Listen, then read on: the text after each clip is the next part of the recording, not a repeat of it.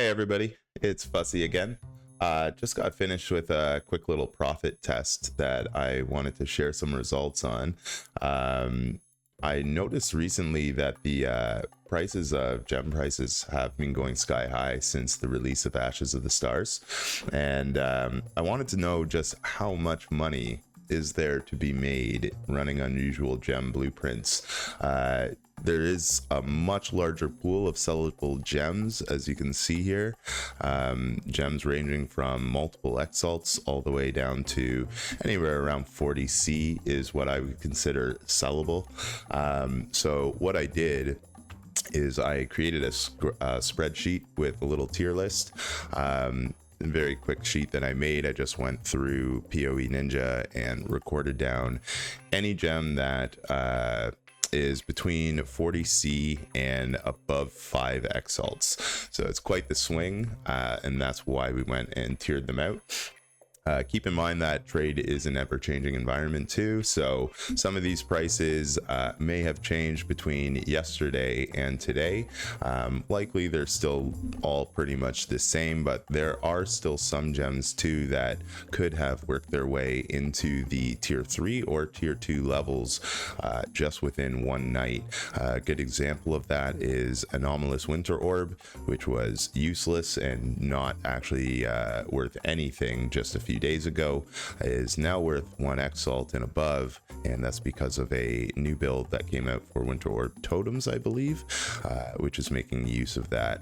So pretty cool indeed that you can actually make a lot of money just running these blueprints and knowing that there's well over 80 gems that are worth taking and worth your time and worth selling. So my spreadsheet here, it's available to the public. A link for your own use can be found below in the video link. So just get started with it there, and it makes it a lot easier to just kind of go through when you're going through your heists.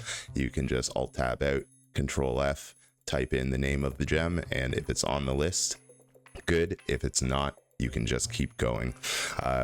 The startup for this was pretty damn easy. You just need to have your rogues leveled to the max level in their main job.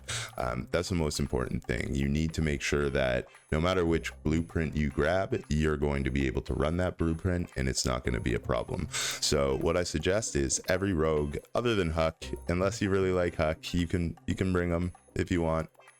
But everybody other than Huck, get their main job, meaning the job that they can get to level 5.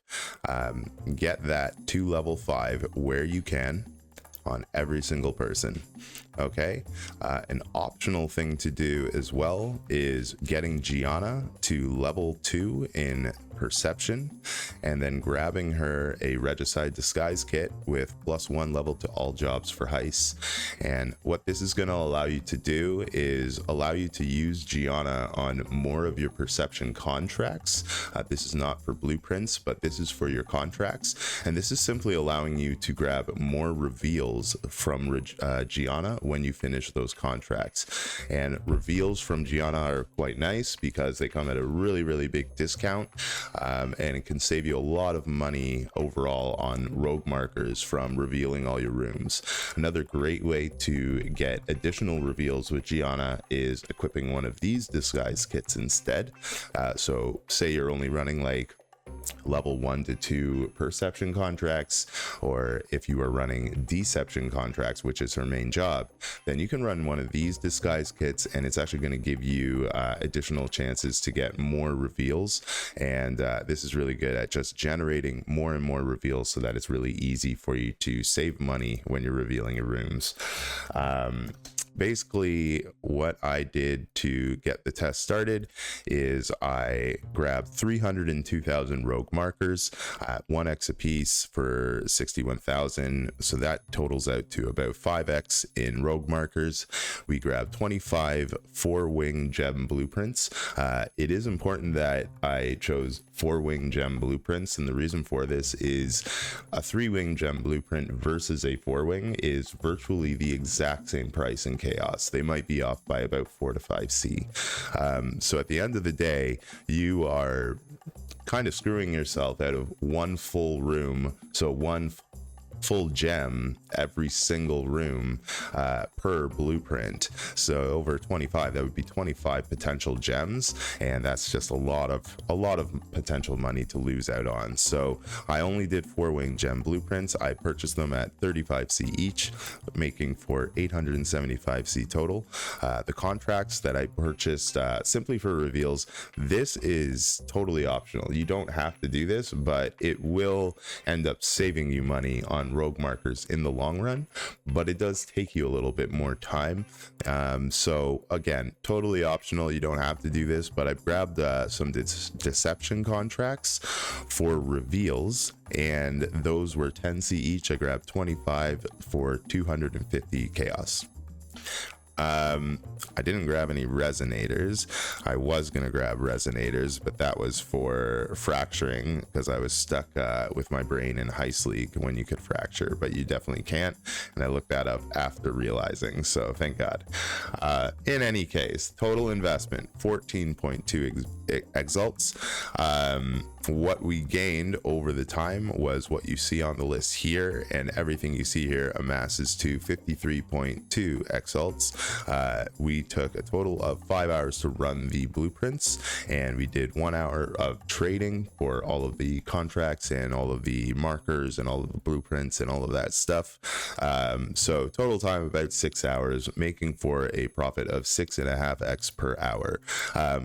Another thing to keep in mind here is that this could have actually been better. If you'll notice here, I failed 2 rooms. I'm terrible. I suck. I was not paying attention. One of the rooms kind of wasn't my fault. It was a bit my fault. I did not notice the agility icon when I was escaping, and I went down one of the hallways.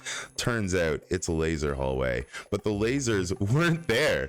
They weren't there until 3/4 of the way through the hallway, and then all of a sudden my character's dead on the floor, and then the lasers appeared. So texture streaming is back yet again, ready for some action, and you know, that's how we got one of our first deaths. The second one was just me being stupid. I was running way too fast and lightning warped myself directly into a pack of mobs without any plague bear, anything up, and they just one tapped me and killed me. Really sucked too, because I had a divergent bone offering, or sorry, not divergent bone offering, it was phantasmal ancestral protector that I actually had here, not divergent bone offering. But in either case, it makes for a loss of about 3.5x, which is pretty devastating, because that could have pushed us over that 7x per hour threshold, which would have been really nice.